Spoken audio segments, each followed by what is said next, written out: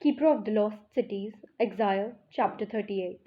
Her memory log crashed to the floor as Sophie raced for her bookshelf, whispering, "Please, please, please." She scanned the rows but found no sign of any sparkly pink journal. She ran to her desk, tearing through the drawers. "What's going on?" Sandor asked as he burst into her room, but she was too busy sprinting to her closet to answer. She flung aside her shoes and unearthed a small pile of wrinkled jeans and t-shirts she'd long since forgotten. But what she needed was the purple canvas black backpack underneath. It felt empty when she picked it up, but she still checked each zippered section. All she found were a few crumpled candy wrappers and a broken pencil. She sank to the floor, rubbing her temples as she tried to think.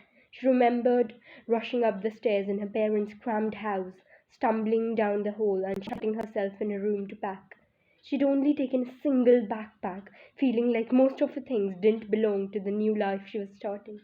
"Please," Sophie whispered again as she ran through a mental checklist of the items she'd thrown in the bag.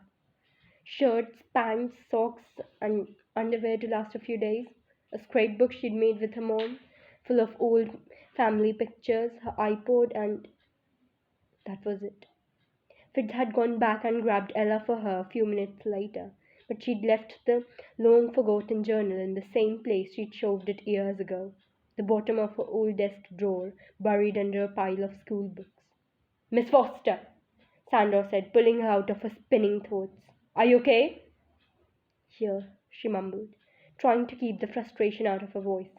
"I'm fine." But she wasn't, not even close. She'd left behind what was probably the most important clue to the Black Swan, the most important clue to who she was. She had to find a way to get it back. "That color actually looks good on you," Bertina told her as Sophie adjusted the Mastodon pin on the stupid half-cape of her Foxfire uniform. She frowned at her reflection. "Really? You don't think I look like a rotten orange?" "No, you do, but at least it almost matches your freaky eyes." Sophie stepped out of Bertina's range, wishing she could throw a blanket over the obnoxious mirror. Too bad. She was trying to be nice and get Bertina to trust her. So far, Bertina had answered all of her questions about Jolie by shaking her tiny head and telling her it was none of her business, and Sophie had no idea how to bribe a mirror into talking.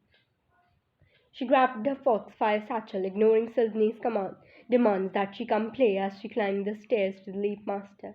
The muffin she'd eaten for breakfast churned in her stomach, but it wasn't the usual first day of school jitters worrying.